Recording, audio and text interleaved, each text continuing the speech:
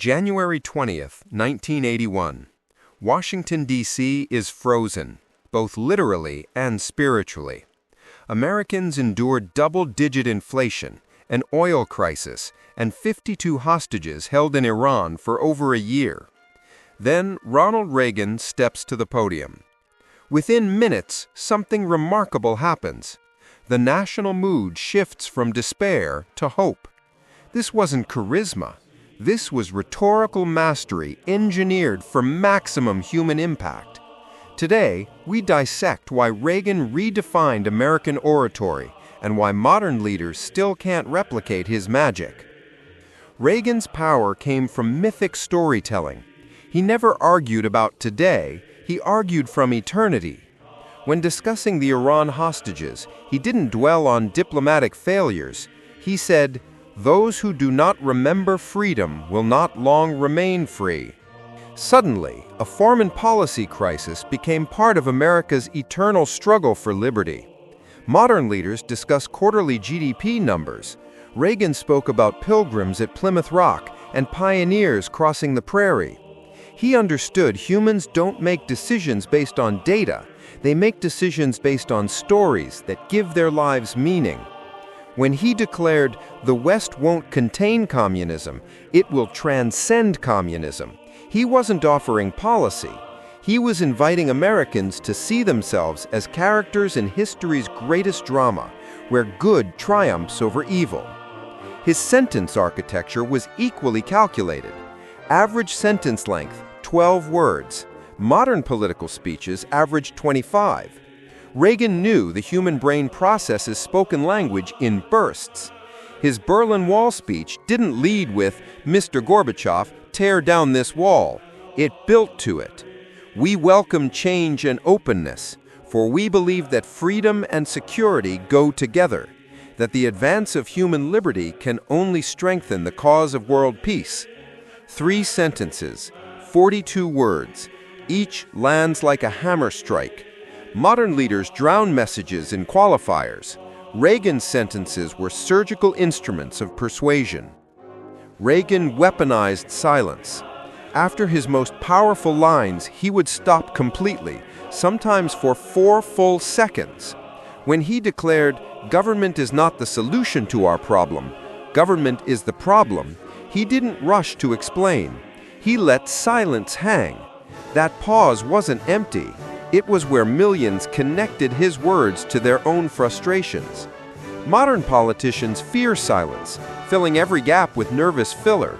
Reagan understood the most powerful part of any speech happens when the audience thinks, not when the speaker talks.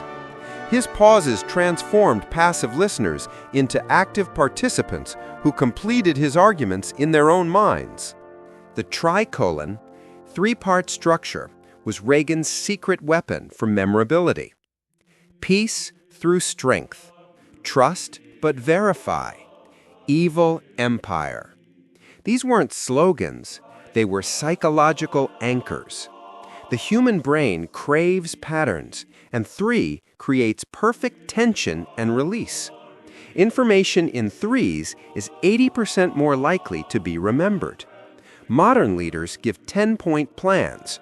Reagan gave 3-word phrases that became national mantras. When describing economic recovery, he didn't present 100-page reports. He said, "We will cut taxes, reduce regulation, and balance the budget." 3 actions, 3 words each. Total recall. This wasn't simplification. It was elevating clarity to an art form.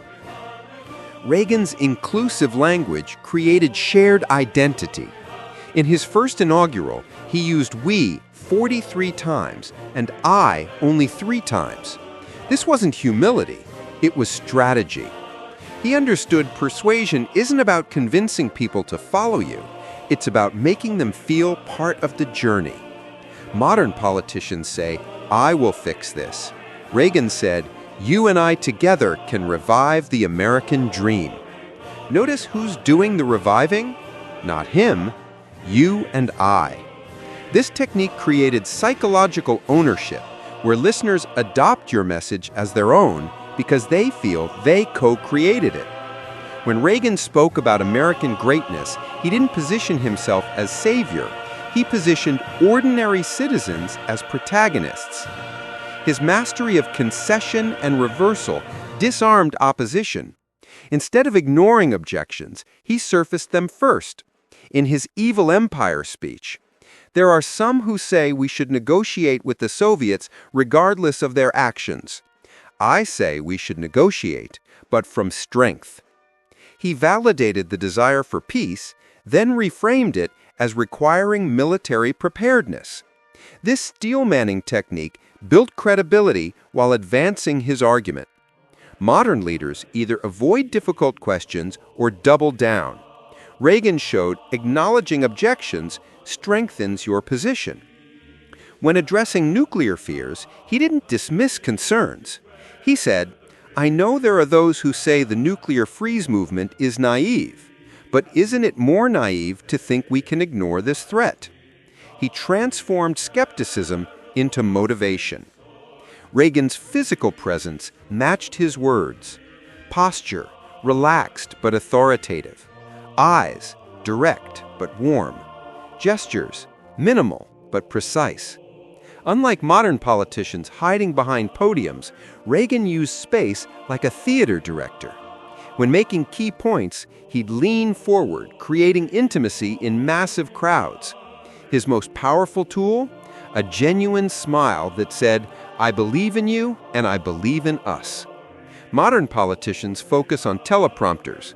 Reagan focused on human connection. He understood credibility isn't just about what you say, it's about how your body confirms it. When words and presence aligned, he created embodied credibility, the powerful sense that this person believes what he's saying. Modern leaders can't match Reagan because they've forgotten communication is about human connection, not information delivery. Today's speeches are focus grouped and legally vetted until all humanity is squeezed out. Reagan spoke from conviction. His speeches had rough edges and genuine passion. He wasn't afraid to be simple when complexity was expected. He wasn't afraid to be optimistic when cynicism was fashionable. Modern leaders fall into the authenticity paradox, trying so hard to seem authentic, they become artificial. Reagan was authentic because he didn't try to be anything other than himself. He brought Hollywood storytelling to the presidency, and Americans responded because they sensed a real person behind the words. Reagan believed words could reshape reality. He didn't see speeches as policy announcements. He saw them as instruments of transformation. When he called the Soviet Union an evil empire, critics called it inflammatory. Reagan understood naming evil is the first step toward defeating it. When he declared, "Mr. Gorbachev, tear down this wall," diplomats called it undiplomatic. Reagan knew sometimes the most undiplomatic words are the most necessary. Modern leaders avoid controversy and hedge statements. Reagan wasn't afraid to polarize because he believed some truths are worth dividing over. He understood great rhetoric doesn't just reflect reality, it creates it. His words didn't just describe a world where the Berlin Wall would fall, they helped build it. Reagan's greatest lesson wasn't about politics, it was about the enduring power of words to awaken the best in us when we've forgotten who we are. In our age of digital noise and perpetual outrage, his techniques are more relevant than ever. The power of mythic storytelling, strategic sentence structure, weaponized silence, tricolon patterns, inclusive language, concession and reversal, historical anchoring.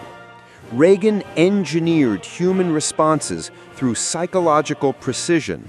He showed us the most powerful rhetoric isn't about what you say, it's about what you make others feel capable of becoming. That's why decades later, when you hear his voice, you still lean in. And that's the gift he left us, the knowledge that clear words, spoken with conviction, can still change the world. The question isn't why modern leaders can't match Reagan. The question is whether they're willing to rediscover the timeless power of human communication in an age that's forgotten it.